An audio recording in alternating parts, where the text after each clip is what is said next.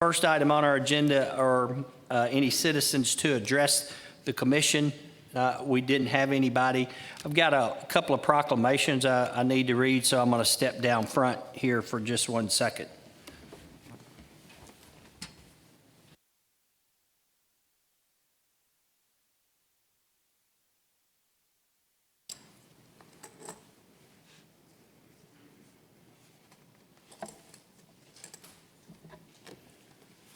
I have a couple of very special guests with me tonight and some friends that helped these two young men with this project that I'm about to tell you about. So if I could get Max Stewart and Mikey Macadera to come down, and also Avery, if you'd come down too and bring your parents with you.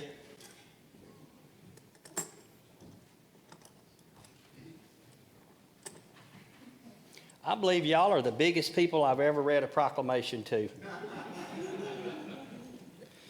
This is it's really a very special story. So if you allow me to read this proclamation, it's by the Montgomery County, by the county mayor. Whereas Max Stewart and Mikey Macadera have raised more than $12,000 this year for St. Jude's Children's Research Hospital, and whereas these two 6-year-old boys have spearheaded this fundraiser for the last 3 years at the Little Country Schoolhouse in Sango, along with the help of their moms who began participating in the fundraiser when the boys were infants. And whereas this campaign involved putting colorful pinwheels in the yards of friends and family, then that person would give a donation to have the pinwheel removed and would then nominate the next recipient of a pinwheel.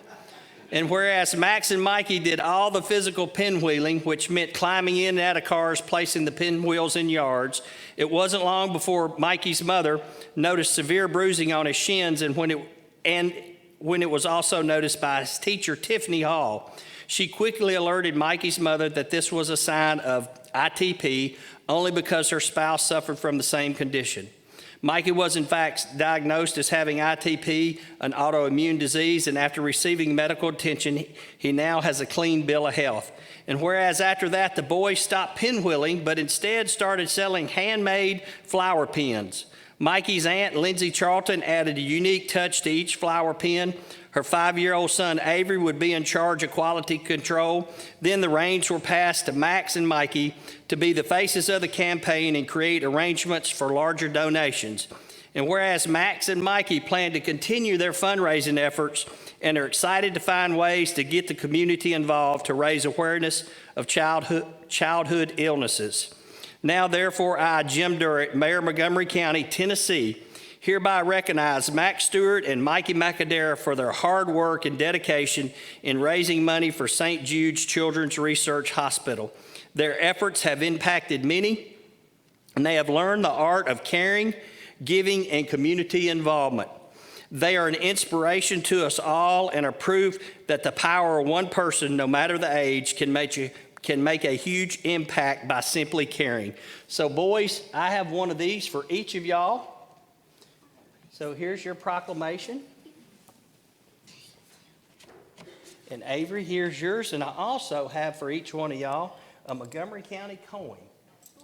And so I want y'all to keep this and remember all that good work you've done. Every time you get a chance, just rub it in your pocket and say, I'm going to go help somebody. So thank y'all for what y'all do.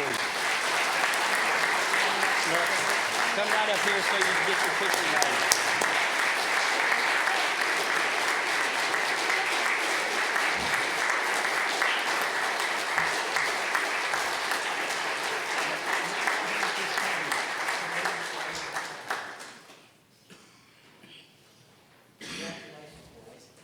Good job.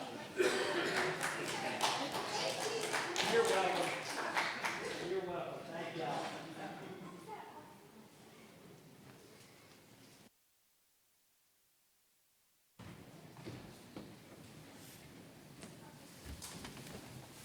I left my glasses somewhere.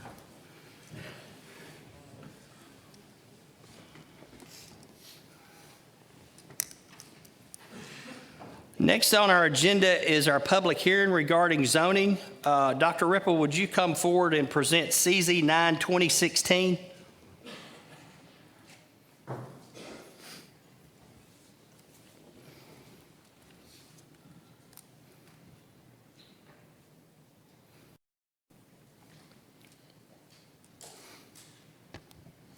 Evening, Mayor and Commissioners. I have one zoning case to present here tonight.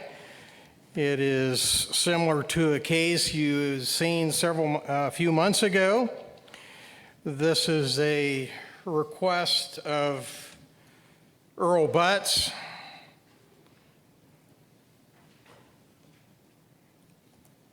for rezoning from R1 to C5 and on the northwest corner of Butts Road at Dover Road. A couple months ago, you received the application and approved a rezoning on the northeast corner, and that has resulted in the approval of the site development plan for a Dollar General store. The owner has indicated that they wanted to, this rezoning would allow them to develop the tract for commercial. It's roughly 1 acre. As you can see, it's 2 parcels removed, a second parcel from Papa Rock to the west. It is currently served by city sanitary sewers, and the water service is from Woodlawn Utility. There were no comments or concerns received from any agencies. There were no comments from any of the property owners or citizenry in the area. No one spoke in favor nor against this project, and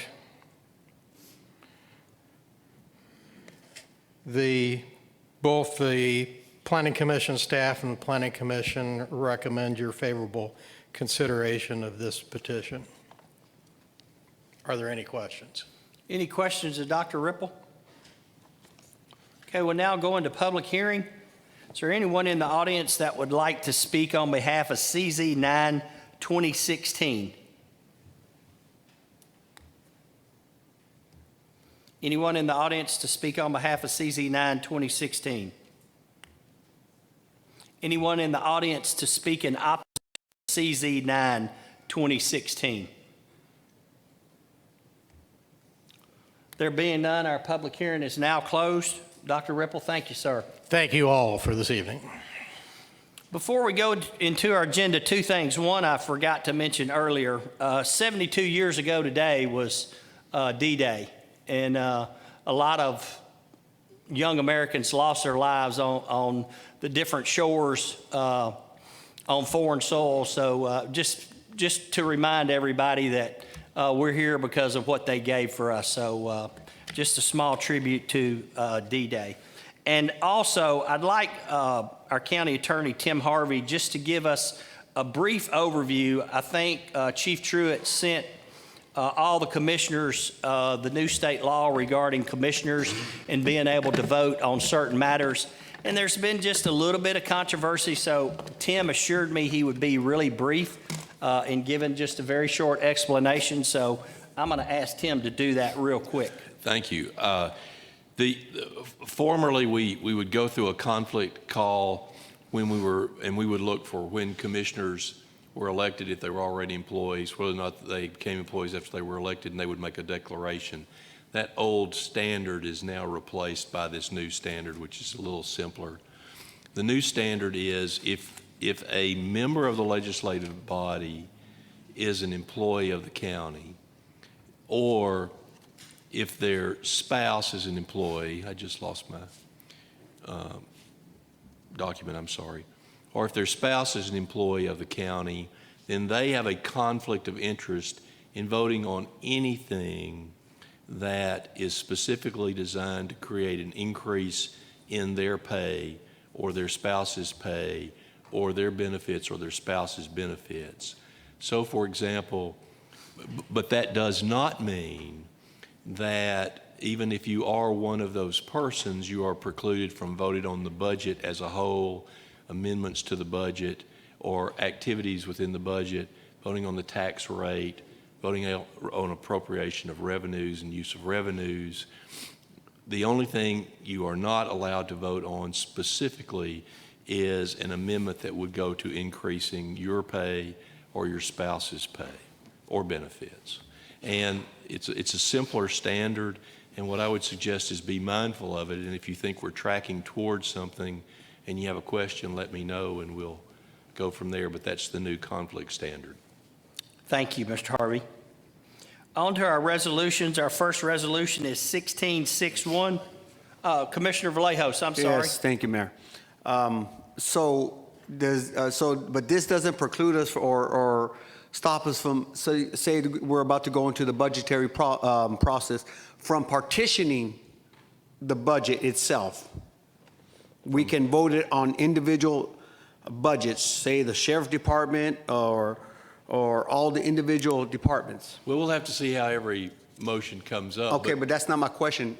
It doesn't stop us, it doesn't hinder us from No. doing it in that manner. Am I correct? No, it wouldn't. Okay. The only thing that would be possible would be if you break off a piece so that amendment deals directly with a pay or benefit increase, then those affected persons would be precluded from voting on it. Now, at our commission meeting, there were still some ups and downs on, left and right. And, we initially had heard different understandings of the law. And even at our meetings, which the chief of staff was in, I mean, even there wasn't total clarity, whereas somebody thought it was so. I inserted the possibility of getting clarity by an attorney, the attorney from the attorney general, get a ruling from him. I think we could, but I think it would need to be issue-based. I think if we wanted to ask the attorney general to opine something, it would have to be kind of a specific issue-based interpretation.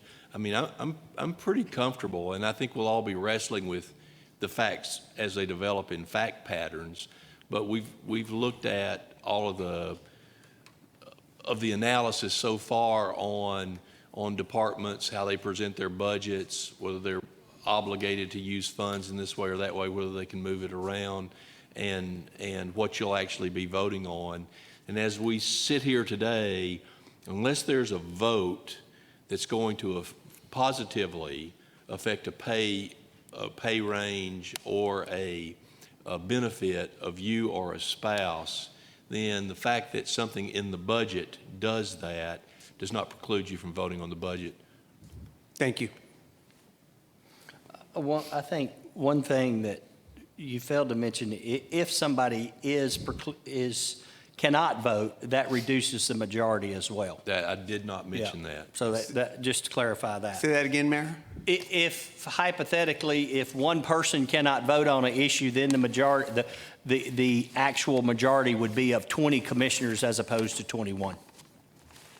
That would be a statutory empty chair.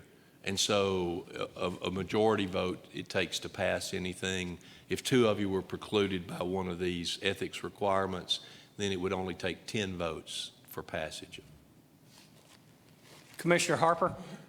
Yes, just to echo Commissioner Vallejos, I think the opinion of CTAS at our meeting was that it would be standard operating procedure for those budgets to be presented separate in the future.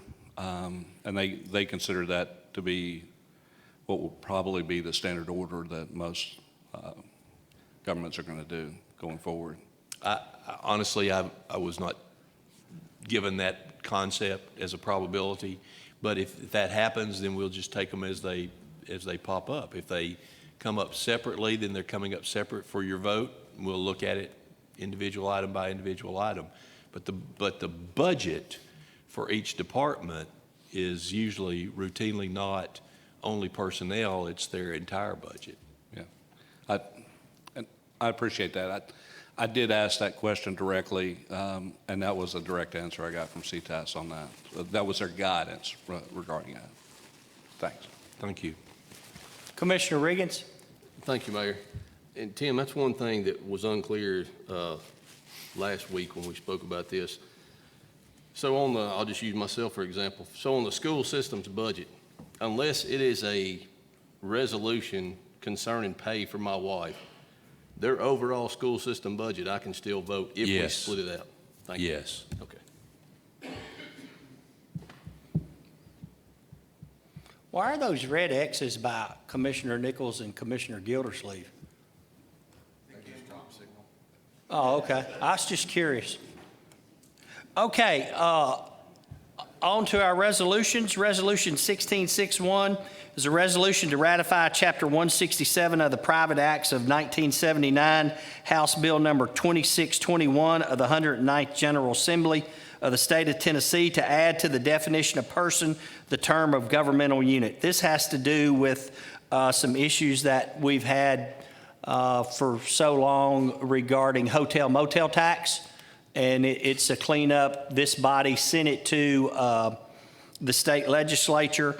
When we vote on this on Monday night, it has to pass by 2/3 majority. Any questions on 1661? 1662 is a resolution of the Montgomery County Board of Commissioners approving amendments to the 2015-16 school budget. Mr. Grant, do you have anything you want to add or any questions of Mr. Grant regarding their amendment? All right. On to 1663, a resolution to ratify a clerical correction and a resolution 1653 authorizing the lease of computers for the Clarksville Montgomery County School System. That was strictly just a clerical error. As it speaks, the name of the company was incorrect, and it has been corrected in this version. Any questions on 1663? 1664 is a resolution regarding lawsuit of Mac Phillips and Leanne Phillips versus Montgomery County, Tennessee, and the Clarksville Montgomery County Regional Planning Commission. Mr. Harvey, I don't know if you want to give, if there's any questions related to this. Only This if has there's been any. before the Budget Committee It's Budget Committee and Loss Committee. and If Loss anyone- Control Committee. If anyone has any questions, I'll be happy to answer them. There was a slight change in what you probably got sent out. We actually put the account codes in the resolution that they weren't in prior to that. Any questions on 1664? 1665 is a resolution to transfer money in the information technology budget for part-time personnel. This is basically taking part-time personnel dollars and moving them to contract. Is that correct? Yeah. Any questions on 1665? 1666 is a resolution to amend the budget of the Montgomery County Health Department for cleaning of air ducts and air handling units. Any questions on 1666? 1667, resolution dissolving the Fair Board Information Systems Committee and the Land Acquisition Committee as recommended by the Rules Committee. Before I ask for any questions, I'd just like to thank those that served on the Rules Committee. I know y'all have met pretty consistently for quite some time, gone through every committee that we had, changed a lot of verbiage, and these are some committees that we felt like we could do away with at this time. Any questions on 1667? 1668 is a resolution establishing a Montgomery County Fair Board. I know 67 just eliminates it. 68 is basically making it just a Montgomery County Fair Board. It used to be the City of Clarksville Montgomery County Fair Board. And we feel like it's advantageous to continue to have a fair board. It would allow our current fair to maybe do a few more things that they hadn't been able to do in the past. Any questions on 1668? 1669 is a resolution to change from the Tennessee Consolidated Retirement System existing regular defined benefit plan. Any questions on 1669? Just like to publicly state, this does not affect any current employees for Montgomery County, nor would it affect anyone until after January 1 of 2017. 16610 is a resolution to levy a tax rate in Montgomery County, Tennessee for the fiscal year beginning July 1, 2016. Any questions on 16610?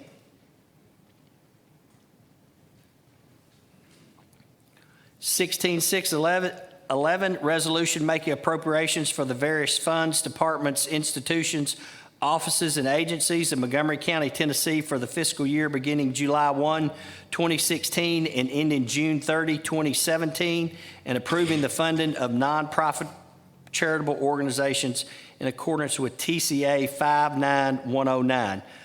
Before I ask for questions, there is in your agenda at the back of that, there is a spreadsheet that shows all the department head salaries and the elected official salaries. That was a resolution that came before this body that it be presented to the entire commission and be voted on the entire commission. I just took the liberty to put it in that as part of the overall budget packet. But in being transparent, you do have a list of all those salaries. Commissioner Gannon. Thank you, Mayor. On our list of projects for the budget, it's my understanding that the Fredonia property has been purchased from someone else. That's correct. So I would like to see that money moved over to back to the general reserve fund. And I'll make that motion when we get our next meeting. Okay. I don't think we can do it now. It's not the place. Well, I appreciate you bringing that up tonight. Any other questions on 16611? Commissioner Vallejos? Thank you, Mayor. Yes, I guess I got two questions. How long are we going to continue to fund these agencies? I myself, I give privately, my church gives, and so one of the big things that constituents from time to time have asked me is, we all have choices to give, and so that would be good if we look at that, the budget committee look at that next time. Also, the second thing, I think when we pushed it, has this money, these monies go out, I think I'll be making an amendment that prohibit United Way giving any funds out to troubled agencies, any agencies that have troubled or, we've seen a lot of our agencies, our nonprofits around here in the news lately, and we're going to make sure that while we're giving these tax dollars out, that they go to agencies that are deserving and not facing any kind of trouble or facing any kind of law. Thank you so much. Thank you. Anyone else on 16611?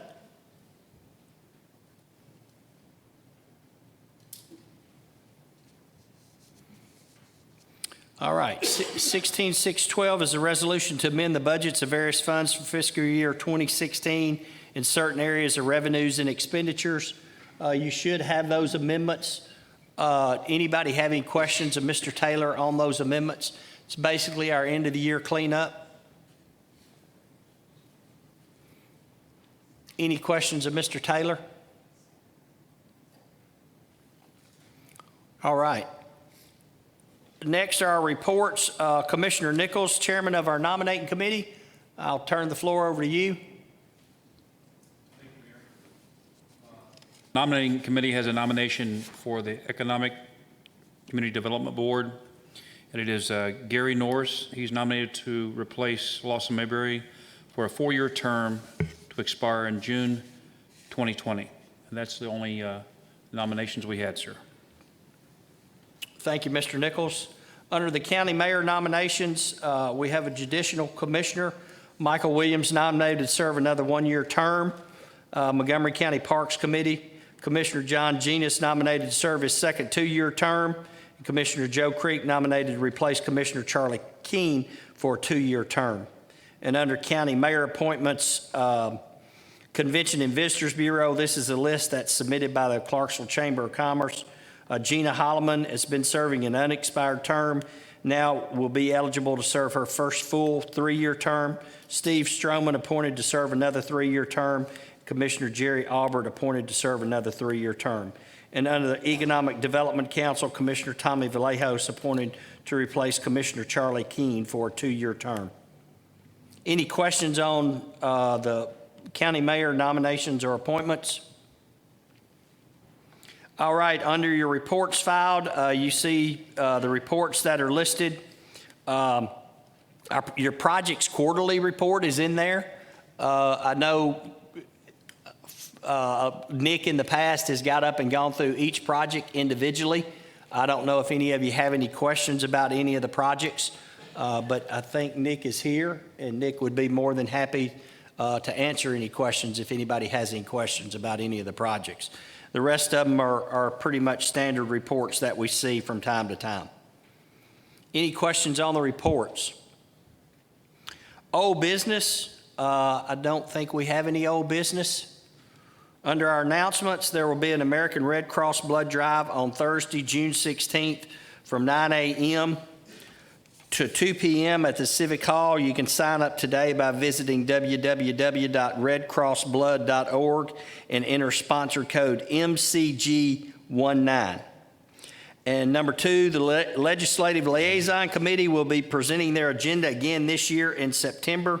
If you have any suggested agenda items, please email them to Elizabeth Black. It seems like that committee just got through meeting, but it's time to start meeting again so we can get this approved in September. So if you have any legislative agenda items, please submit them to Elizabeth or to one of the committee persons. Lastly, during the recent United Way drive, we got with all of our department heads in Montgomery County, and not us, the commissioners or elected officials, but the employees of Montgomery County received the 2015-2016 Inspire Award. They had 38% growth in our giving, and we were the number 4 organization in the county from a giving standpoint. So just hats off to our department heads and to all our employees for contributing to this organization. Any further business? Commissioner Vallejos, your hand was up first, and your Thank you, button's Mayor. red.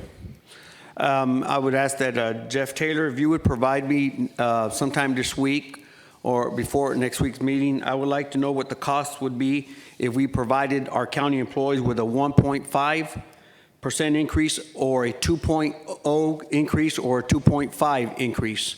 Give me the numbers on that, please. I would appreciate it. You want them right now? The only one I can give is the 2.5. Hold on just a second. If I can ever find it.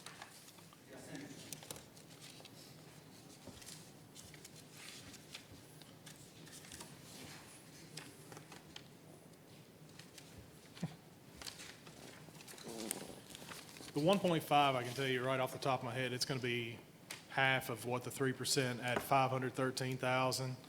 The 3%'s at $1,025,574. 2% would be $683,716, and I'll get you the 2.5. Commissioner Harper?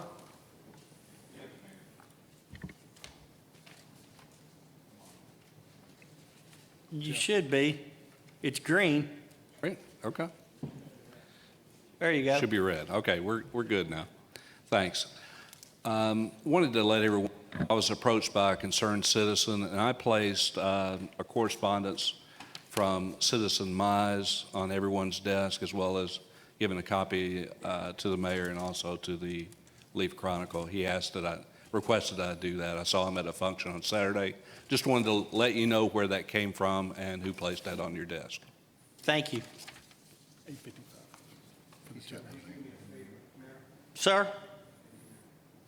I was just asking Commissioner Harper to let Mr. Mize know that we are being diligent on our committee meetings by county, and we are addressing it. I mean, we are addressing it with the toughest questions there is, and the mayor and I have asked questions. Commissioner Baggett has asked the questions, and when I read this, that's why I tell citizens all the time, it's important for them to come to meetings. You know, come to meetings and hear about it, and he's one of them. And like I tell him, I said, if you complain about it, then you need to come to these meetings, you know. Appreciate the letter, but show up. Thanks. The next meeting is this Wednesday at 9 morning. o'clock at Civic Hall. I just have to give them the 2.5%. Anything else? Mayor? Yes, sir. I can give him the 2.5% now, too. Okay, you might as well just state it to him, but I know he's going to want you to email it to him. He ain't even got a pen with him. 855. I'm just kidding with you, Commissioner. No, you Go- ain't. Go You ahead. for real. You can state it, Jeff, but. It'll be 855,000 at 2.5. Send it to me.